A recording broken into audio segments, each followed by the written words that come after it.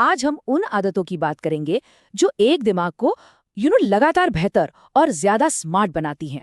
जरा एक मिनट सोचिए, क्या हो अगर कोई आपसे कहे कि आपका आईक्यू फिक्स नहीं है।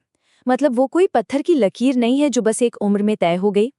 ये एक ऐसा आइडिया है जो इंटेलिजेंस को लेकर हमारी सारी पुरानी सोच को हिला सकता है। तो चलिए सबसे पहले बात करते हैं उस सबसे बड़े मिथक की जिसके साथ शायद हम सब बड़े हुए हैं, कि क्या हो अगर इंटेलिजेंस की वो सारी कहानियां जो हमें सुनाई गई हैं असल में उतनी सच ना हो। ये जो स्क्रीन पे है ना, ये इस पूरी बातचीत का सार है, समझिए। एक तरफ है वो पुरानी सोच कि इंटेलिजेंस तो बस जेनेटिक है, फिक्स्ड है, आप बदल ही नहीं सकते। और दूसरी तरफ एक बिल्कुल नया सच कि इसे आदतों से, जी हाँ, अपनी मेहनत से बढ़ाया जा सकता है। अगर इस बात पर यकीन करना मुश्किल लग रहा है तो चलिए एल्बर्ट आइंस्टाइन की बात करते हैं। जानते हैं बचपन में उन्हें क्या माना जाता था? एक स्लो लर्नर, एक ऐसा बच्चा जिसे लगा कि कुछ समझ ही नहीं आता। और कहानी सिर्फ आइंस्टाइन की नहीं है। थॉमस एडिसन, उनके टीचर्स ने तो साफ साफ हाथ खड़े कर दिए थे, कह दिया था भाई ये लड़का तो कभी कुछ नहीं समझ पाएगा। और कमाल देखिए, इन्हीं लोगों ने आगे चलकर हमारी दुनिया बदल दी। तो फिर सवाल ये उठता है कि ये बदलाव, ये ट्रांसफॉर्मेशन आया कैसे? भाई उनके जीन्स में तो रातों रात कोई चमत्कार नहीं हुआ।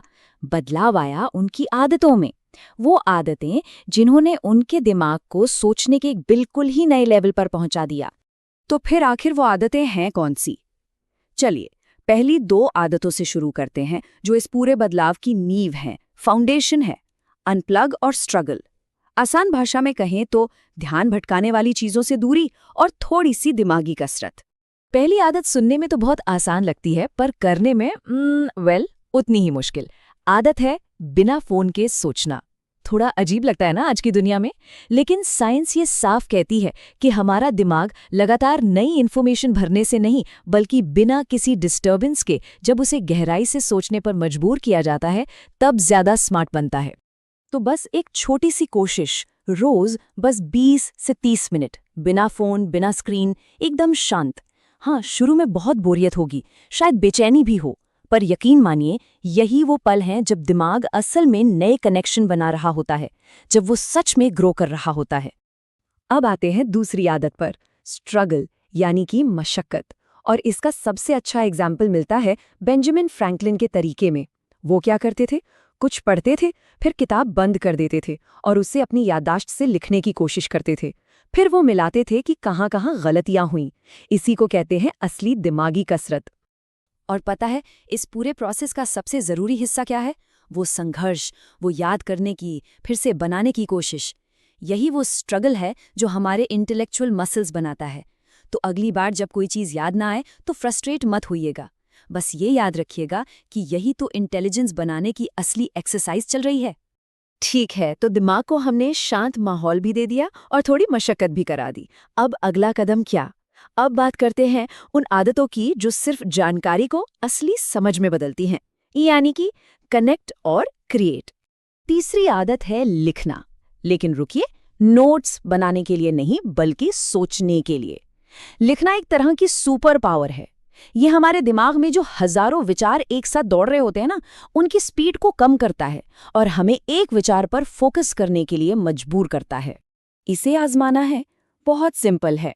बस एक डायरी उठाइए और खुद से ये सवाल पूछिए, असल में मुझे इस वक्त क्या चीज कंफ्यूज कर रही है? आप खुद हैरान रह जाएंगे कि लिखते लिखते कैसे उलझनें अपने आप सुलझने लगती हैं। क्योंकि याद रखिए, असली इंटेलिजेंस जानकारी इकट्ठा करना नहीं है, उसे समझना है। अब चौथी आदत, हर चीज के बारे में थोड़ा थोड़ा सीखना। सोचिए, आपका दिमाग एक शहर के रोड नेटवर्क जैसा है।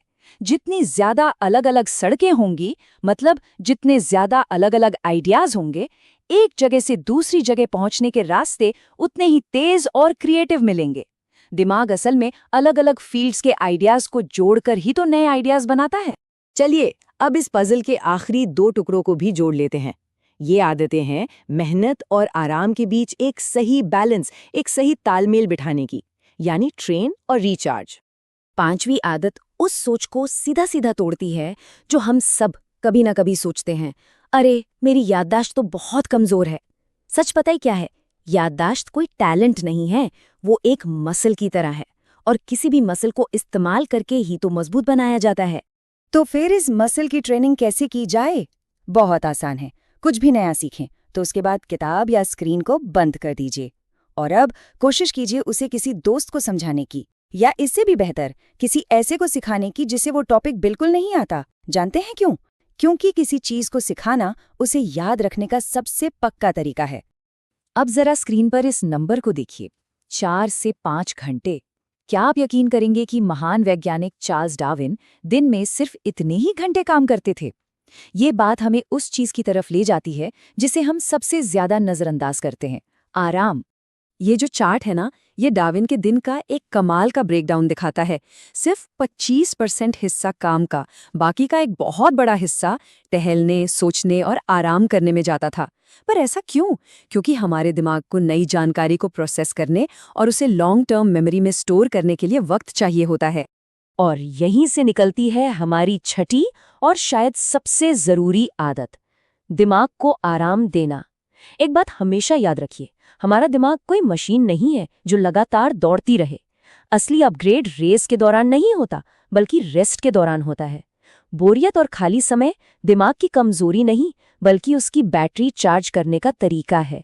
तो इन 6 आदतों को देखने के बाद एक बात तो बिल्कुल साफ है, हमारे दिमाग की असली शक्ति इस बात में नहीं है कि हम कितने इंटेलिजेंट पैदा हुए थे, बल्कि इस बात में है कि हम उसे बनाने के लिए, उसे गढ़ने के लिए कौन सी आदतें अपना रहे हैं। तो चलिए एक बार जल्दी से इन 6 आदतों को फिर से देख लेते हैं, जो एक दिमाग को सच में ग्रो करने में मदद करती हैं।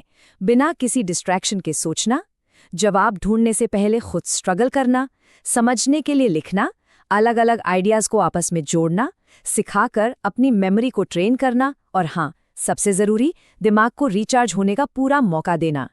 तो आखिर में एक सवाल के साथ इसे खत्म करते हैं। असली सवाल ये नहीं है कि कोई कितना जानता है, असली सवाल तो ये है कि वो अपने दिमाग को बनाने के लिए, उसे बेहतर करने के लिए हर रोज क्या कर रहा है। क्या आदतें सिर्फ जानकारी इकट्ठा करने पर फोकस्ड हैं, या फिर वो सच में दिमागी ग्रोथ वाली आदतें हैं?